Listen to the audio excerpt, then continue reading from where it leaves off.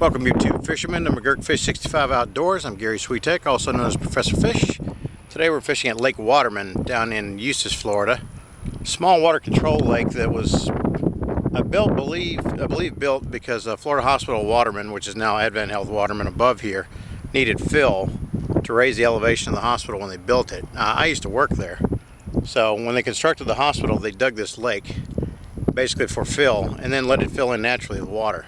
So it's a water control watershed lake, and it's full of decent bass. Cold front hit yesterday. I was fishing over towards Groveland and got chased off by a thunderstorm. So we're gonna try some methods today, see what bites. It's only 69 degrees out here, which is cool for Florida. Try a couple baits post cold front. This is the first cold front of the year. Let's see if it actually turns the bass on. So let's hit it. Now I've got a little bit of a north wind coming in today. Into my face, so I got to be careful casting not to backlash. First bait I'm going to try is a small 1/4 ounce spinnerbait that has tandem blades. They're both silver and just a white skirt. A smaller bait like this is sometimes better in a cold front to be more subtle and just see if you can locate fish. Now I got some lily pads out in front of me here, so we're just going to fan cast, slow roll and fish around the pads and see if any bass are hanging around there. Should be able to hit something here before too long. When you're slow rolling a spinnerbait like this, you want to just fish it and let the bait basically vibrate the rod tip. So you fish it with a slow cadence, not quickly. You're trying to get sort of a bottom dweller or a cruising fish, much more than an aggressive fish that might be on the top. So we're just going to try around these pads, see if they're holding any fish. Water's relatively clear here. This is not really tannic acid water or anything like that like we were fishing yesterday. This is pretty clear. So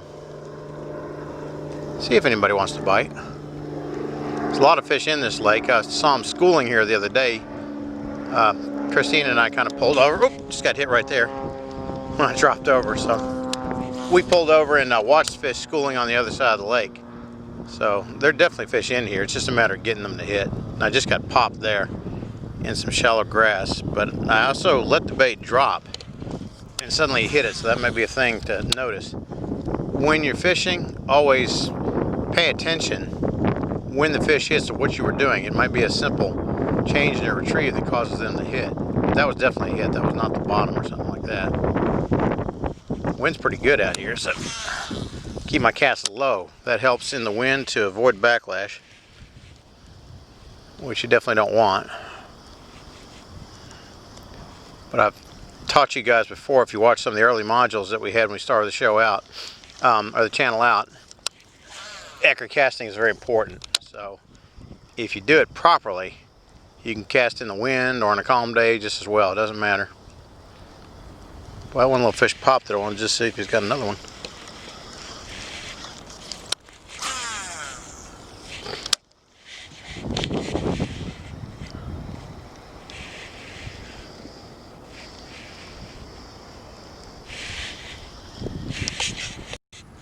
Just kind of moving along here, going along the shoreline. Fan casting as we go, just trying to cover the water. So that one hit earlier was promising. Just see if we can get something else to happen here.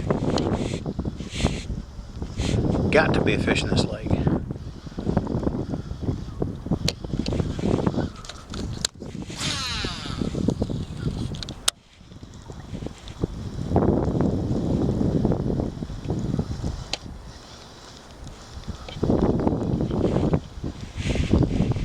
It's kind of cold out here today. I've actually got long sleeves on, which is unusual for Florida. I just had shorts and flip-flops on yesterday. Now I got regular shoes or like hunting shoes that I wear and 2 shirts. Because going from mid 80s to high 60s in one day is a shock for this Florida boy. It's a lot.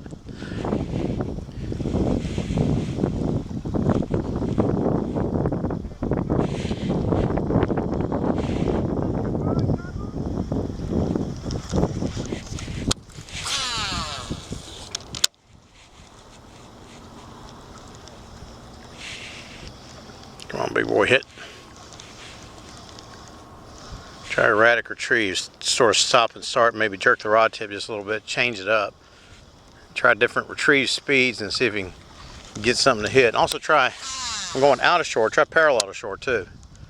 At the same water depth. That can make a difference sometimes.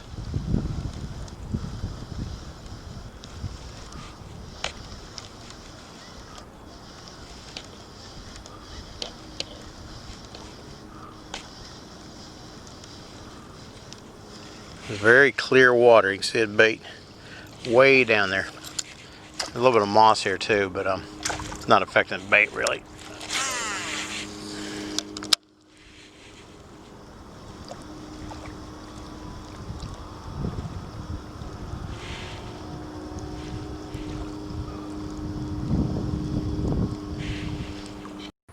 Okay, I'm gonna try a plastic worm now. It's a June bug colored worm, Senko type with a paddle tail on it. See, Kurt, I got a 16th ounce slip sinker, offset mustad hook. Ooh, fish just jumped right there.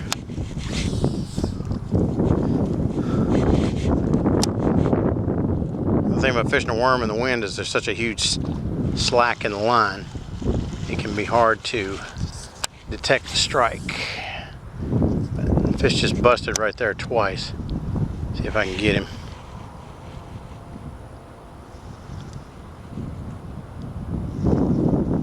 Just hop it along the bottom, make it look like a worm or snake or something slithering along the bottom. That's all you gotta do. That's quite a bit of wind out here. I haven't fished in the wind in a while.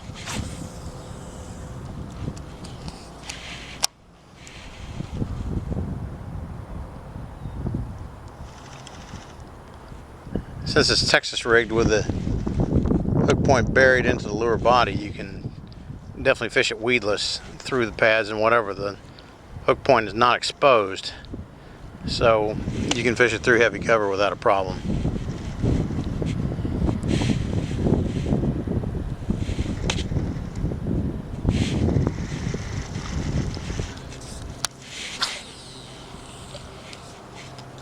Cast it out, let it settle down to the bottom.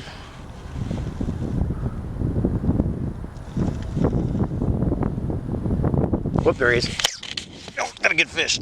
Oh boy. I ain't gonna lose this one this time. Oh, it's a good fish.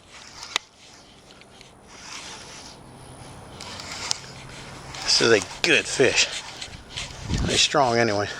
Yep, nice fish. On the plastic worm, never fails me. Let's get you in here. Oh boy, yeah. There we go. That's McGerk style. So here we got one for sure on a plastic worm. He weighs a couple pounds. Nice fish, just hit a worm. So we're gonna put him back. Let's get him unhooked here. Camera down. It's a pretty fish.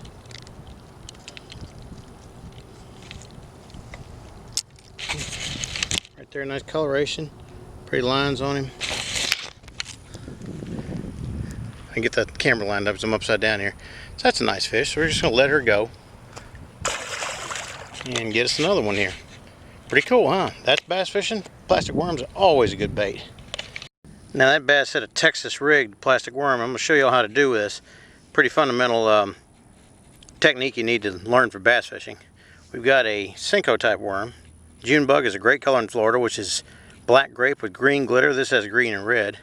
But you basically take an offset shank hook, insert it into the worm, bring it out about 1/4, 3/8 of an inch down in the lure body, like so, and come out.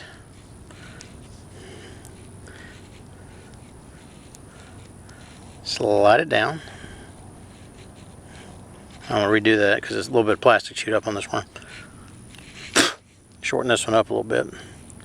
So again, insert into the hook, into the lure body, pull it down, rotate, and then scrunch it up, set the point inside the hook, then you got a weedless worm. With a slip sinker riding on top, that's what that bass just hit right now. So we'll give it another whirl. All right, let's see if we can get another one out here. Same idea. Cast the worm out, let it settle down to the bottom.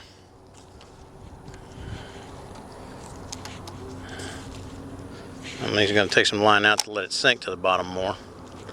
Then bring it back up tight.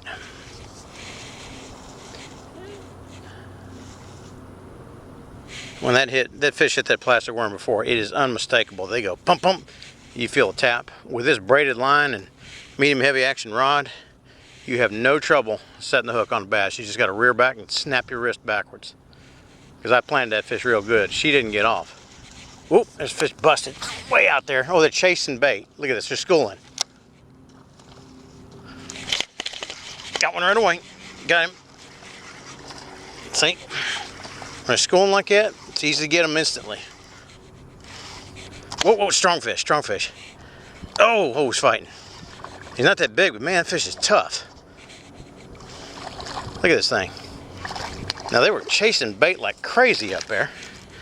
And that's what got him going. That's just a tiny fish, but man, he was strong. See, not very big. But again, it's got that worm, same place as the other one. Easily unhooked. I mean, he won't even go a pound, but man, he's a nice little chunk fish. So they're still busting over there. What I'm gonna try to do is throw a spinnerbait, see if we can get them more rapidly here. Watch this. They're breaking on the other side of those reeds. This is what we watched them do the other night. So you can bring a spinnerbait through there maybe and get them as fast as they can hit it. Plastic worm is great bait, but if you got rapidly schooling fish, a spinnerbait or a rattle trap, something like that might be a little better.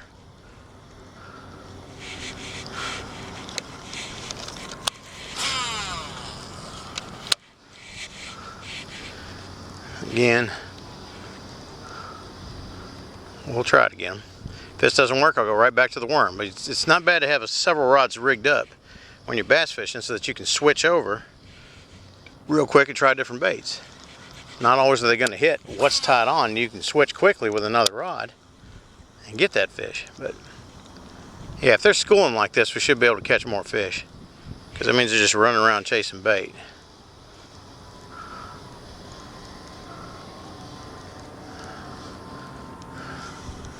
All right, my fishing buddy Steve used to say at Virginia Tech when we were in school, dance with the one that brung you.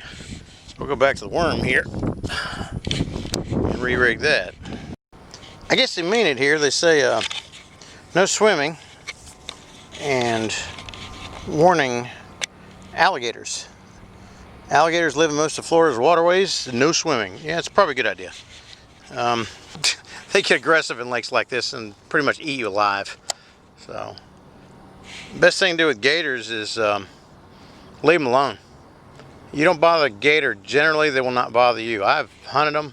I've been around them for years. They are not aggressive unless you're aggressive towards them, generally, unless you are fooling with their young post-mating season. You get between mama and that baby gator, they will attack. They're worse than a lion that way, or a bear. But otherwise, they don't tend to bother man. Florida, we do a pretty good job living with gators. What happens, unfortunately, is development occurs, and once that happens, chase gators out of their habitat, they kind of sneak back into where it's developed. Like, I used to live on a golf course in Kissimmee, and we had gators all the time on the golf course and in people's yards and in the planters and landscaping, and they're just trying to find a place to live, but they're not safe to have living around people like that. Now, those fish are busting out on the other side of those pads again. There's little schoolers, so see if we can get back into them again. That would be cool. I'm just gonna fish out deep until then. Maybe we'll get one straggling by here. Already got 2 bass so far, so that ain't too bad.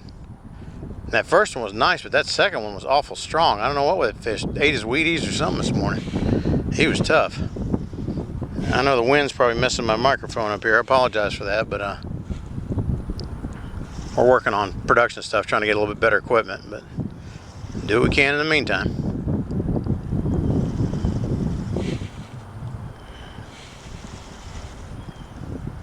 Glad I wore 2 shirts today. I had only one on this morning, and I said that wasn't going to be enough. It's one thing at the house if it feels cool, but you come out on the water like here and that wind blows across or fetches across this lake.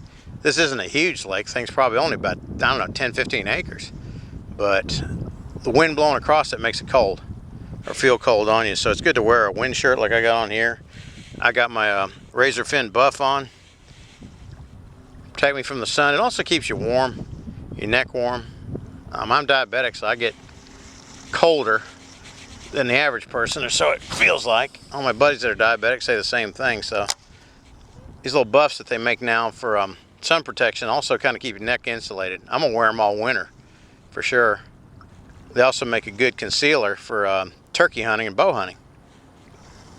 And in a pinch, they make a COVID-19 mask. Oop, there you go over there. There they are. Cast into them. See if we can get them to hit you. It's little schooling bass. What there? Probably little males out feeding like crazy. Pre-spawn. I'm gonna go back out again. That was a short cast. Get back out where they were. Way out there. See if you got a straggler hanging around after they broke. Now schoolers will hit a plastic worm. You've seen that.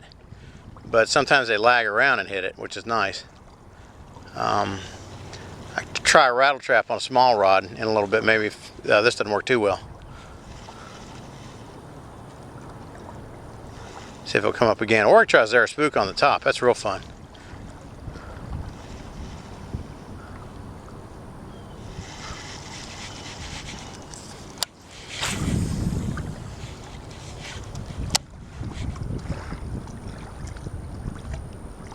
So you cast it till you see that line fall back towards you, then you know it's on the bottom. You just work it along. If Mr. Fish is there, he'll go tum tum, tag on the end of that line.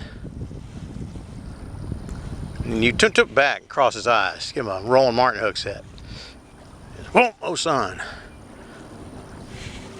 I'll go over hook sets one day when I've got Chris and she can film me from the side, showing you how to do it, because it's hard from this angle, shooting at a GoPro angle, to see or I call first person shooter angle, to see what a hook set looks like from the side, because that rod goes through quite a bit of motion when I set it. All right, different bait now. I've got a Zara Spook, a baby Zara Spook tied on top water. It's not ideal conditions for top water because the wind is blowing, but you got schoolers out here and they'll definitely chase it. So Zara Spook's an excellent bait for top water school fishing, because you can cast it so far and work it fast, and it makes a lot of noise. It has rattles in it. Plus, it's, see, you hear that? Dips down in the water slightly, goes in an angle like that.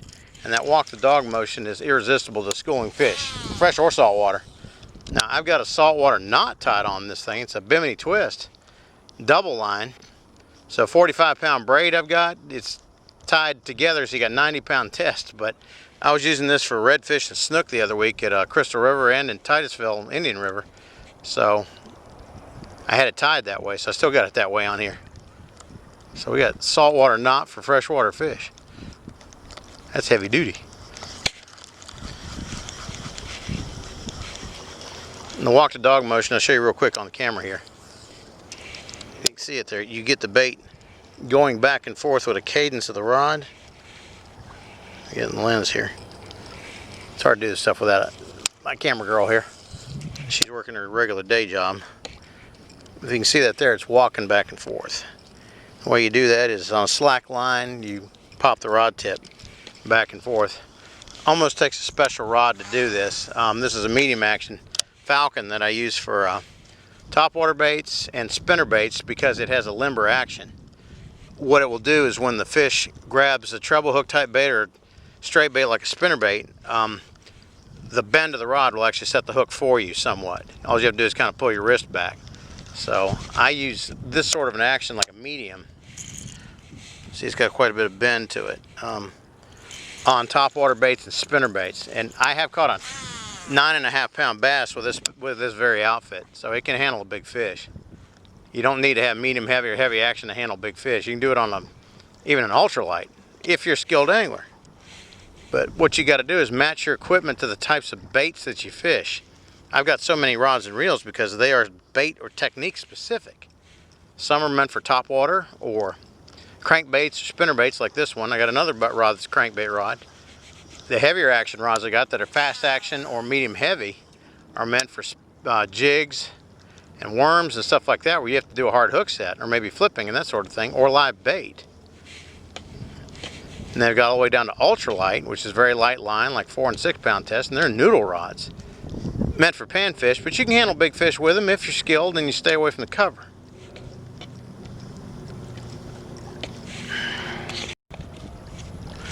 So that fish pop right here so I can get him Real shallow. A couple of them busted over here. A little more in the corner of the lake. You got more cover. A little bit more wind shear or wind shielded here. So see if we can fish with a worm in a minute. And then I'm gonna try that topwater frog, like I was trying yesterday. It's really good in pads and stuff. Like, oh, just got hit. He's got it. Little one. I got him though. I got him.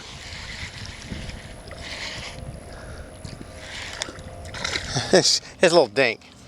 The size of this fish. He's just a small little guy. But they'll hit a plastic worm in a heartbeat. Probably a lot of fish this size in here. This is a little male bass. I'm telling you, he's hooked pretty good down in there. So, pop that hook out. Just a tiny little fella. But they're all good. Kiss them like Jimmy Houston. Go on back, fish.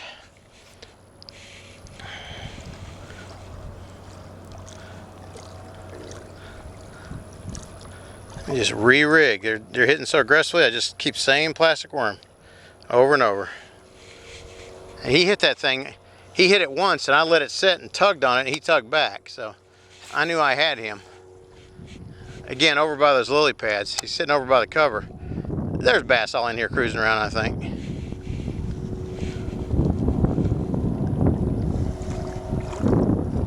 Well, the Professor Fish is catching fish today. This is more my speed. I know I'd get them sooner or later. Just conditions down here would not been conducive to catching fish until yesterday. I knew once we get towards October, those cold fronts start to hit and drop this water temperature a little bit here, these fish will get active. That's just a rule. That bass tournament at Harris Saturday, they ought to bring in some good fish, I'll bet. We'll see, because we'll be at the weigh-in, I think it's about 3 o'clock,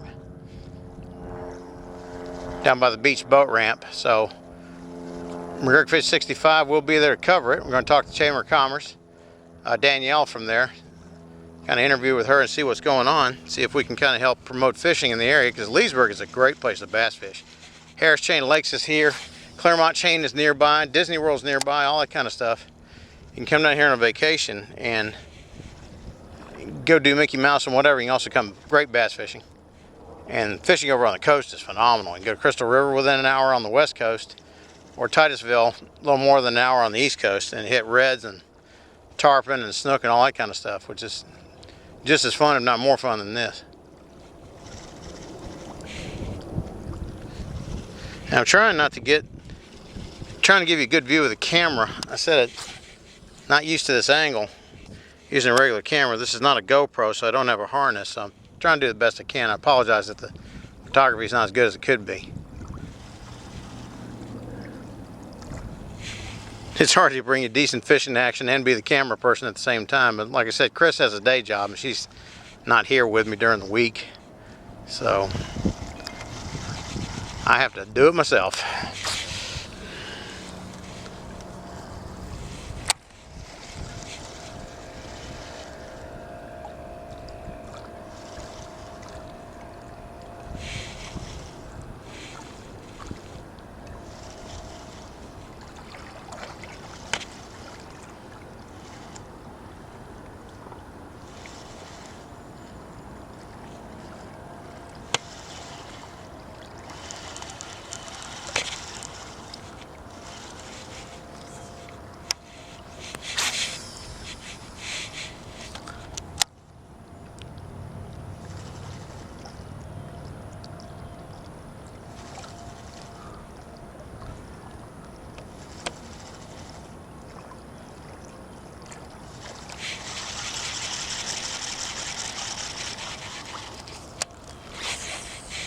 Fish is busted right over here.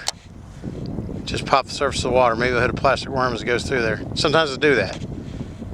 You usually think of throwing a top water to a fish that breaks on the top, but they will hit a worm sometimes if you throw it right at them. So.